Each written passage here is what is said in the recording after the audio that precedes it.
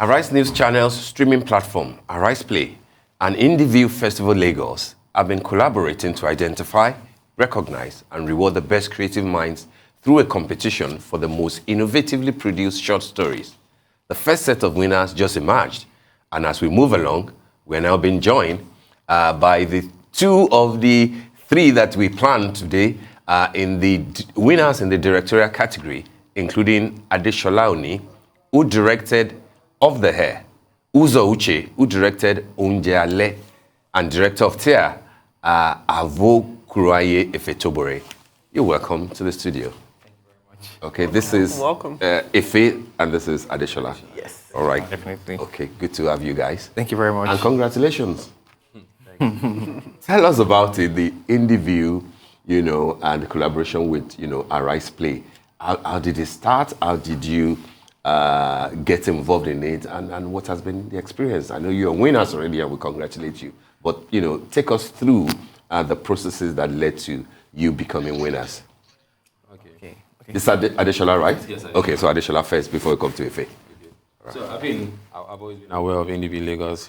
They are one of the forefront when it comes to independent short films in Nigeria. You think of Indieview Lagos. So as an independent filmmaker, I've always been aware. I've attended their events and I've screened some of my films in the past. So when I was making Up There, I knew I always wanted to screen it there. So fortunately, we were able to screen it and it was well received. That was when I got the email. I think the next month that Of the Air won along with Grace Man's short film and over there. Yes. The Indieview Ariseplay film prize, which was a new innovation from Indieview. Okay. I think they partnered with Arise TV to be able to give more than just a platform to screen your films, like to give... It's Ariseplay, actually. Ariseplay. My mistake. Even I forgot. Yeah, so Arise, they partnered with... Yeah, I understand it's one family. Yes. So they partnered with Ariseplay to give independent filmmakers in Nigeria more than just a platform to screen their films, which is what they've been doing for well over 5 years now.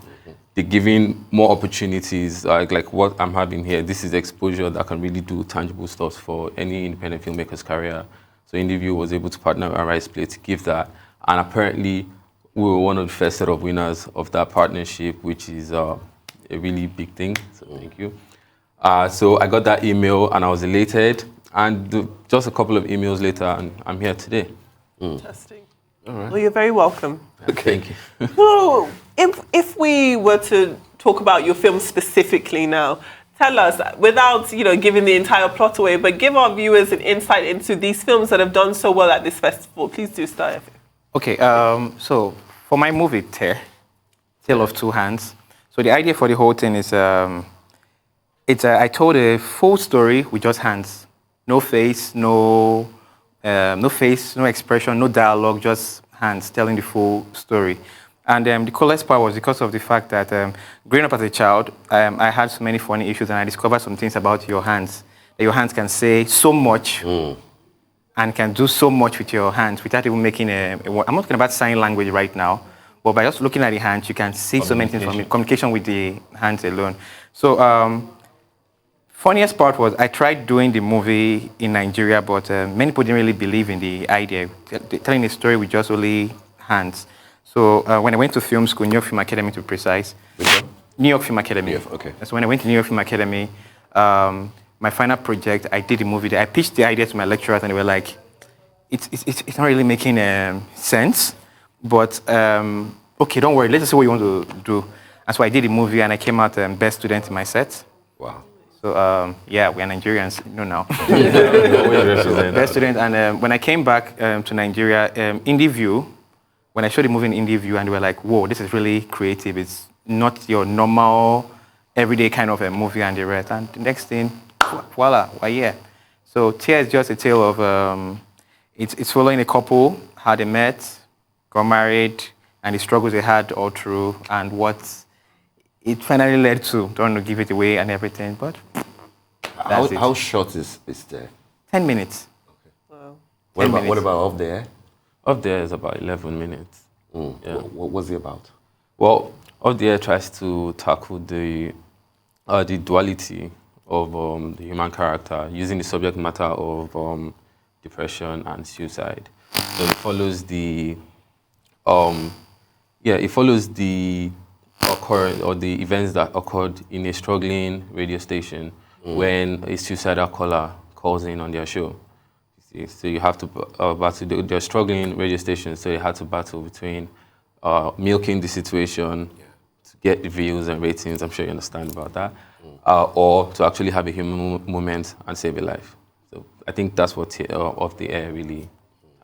I mean, I like the fact that you said, this year, Indieview partnering with Ariseplay, gives it a whole lot of, impetus this time around. Because what it means is that, unlike in the past, when people, worry about where we will see the film, except they go to a festival, it means that Ariseplay can now provide, a platform that you can, where you can see. Definitely. Exactly, definitely. Yes. We look at. I know we're going to break this interview up and bring our third winner in, because I hope he's not feeling too neglected just now. He will tell his own story too. Exactly. His own short story. Exactly. When we look at the fact that Nigeria is awash with creative talent, and sometimes that level of reaching it across the nation, across the continent, and then across the world, sometimes falls in the early stages. I know that these aren't your first films. This is something that you guys have been working on consistently. But talk to me about the ideas and dreams you have for Nigerian film in this form. Definitely, it's good to get your flowers within the country and be accepted and win awards right here. But I imagine that when you have a good product, you want as many people to see it as possible. So what are your thoughts on how your films can reach wider audiences? Go ahead, Efe. For example, like the platform we have right now, the Ariseplay. Ariseplay is a very good platform that will really help us a lot, because many of us, most times, we don't really have the right platform, especially for short movies. Short movies are not really. I think short movies is the future of filmmaking. Definitely the future, because attention span has dropped right now.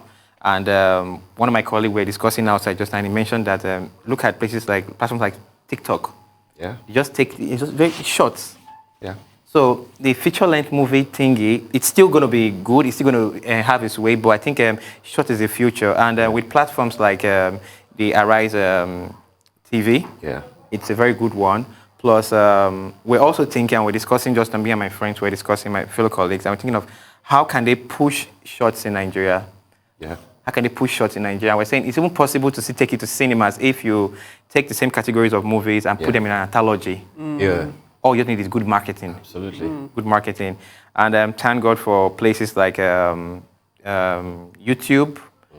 even Instagram also helping us to push ourselves out there. But we still need more platforms. If Netflix can take more shots, things like that, I think it will really push us far and expose us. Adeshola, I would like you to comment on, taking off from where Ife mentioned, platforms are important. Practically, anybody can be a filmmaker these days. But then, how does it affect your trade, your profession? In our own trade, as journalists, we worry about the mere fact that, yes, the ease that, with which technology now allows people to come on board, the whole concept of citizen journalism, practically anybody can claim to be a journalist. But then there's a worry as to the quality, of credible stories that you put out, credible news, etc. Is that the case in your own profession too, whereby anybody with a film who can edit, anybody with a phone who can edit on the phone, do, a 1 minute thing on TikTok or a 5 minute thing on YouTube, will that person also qualify to be a filmmaker? Are you worried that the trade is being infiltrated by just about anybody? No, I wouldn't say I'm worried. I think anybody who can shoot a film on a phone and edit it should make a film. And if they do make a film, they can be called a filmmaker. There was never, when it comes to the list of professions, it depends on how you look at filmmaker. Filmmaker is not a profession. When you're filling out applications, you never see filmmaker as a profession. So it's what you call yourself. You won't see filmmaker. You might see media and stuff like that. What's filmmaker? It's a very vague concept.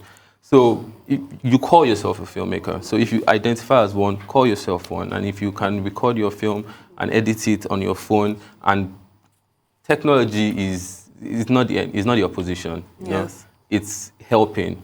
So I welcome you totally. If you can put it on there, put it on there, because now you presented yourself. You open yourself up to the court of public opinion, and then that's what distinguishes it. So the only thing that I don't think there's any worry for like lack of authenticity and all of that.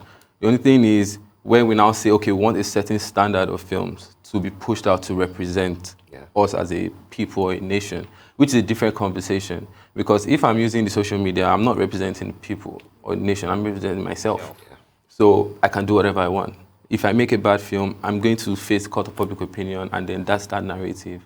But as a people, as Nollywood, we should say, yes, of course, we want to say we put our best foot forward, but what are you going to use to judge and determine that best foot? It's very vague, you know, it's very subjective, that's the word. So I would just say, if you want to have a career as a filmmaker, then not just being authentic, but you have to provide quality. So if you're going to use that phone to make a film, make sure it's a film with a great camera. And if you're going to edit it, make sure you're telling a great story. And there is no limit. Story. There is no limit to what you can use to make a film. My very first film, I made it on an Infinix. It was very grainy. It was a bad camera, bad audio. But I made a film that I'm still proud of to this day. I still think one of my best films. Because I did a lot with little. So I feel that's what these platforms help us do. You know, just making a reel on Instagram. It could be just one video with loud, bad noise and just talking about something. Or it could be something with great music that's cut at the right points, that tells a story in 30 seconds. So, yes, these platforms are like for our benefit. They're good. And there's not anything to worry about, not for a second. Can you make money shooting shots? Yes. You can. Yes, you can. You just have to think outside the box. You can't make feature film. You can't make money the traditional way, shooting shots. Definitely. But you can definitely make money. You just have to get creative with it. All righty. Gentlemen, it's been a pleasure. Thank you very much. Thank you very much.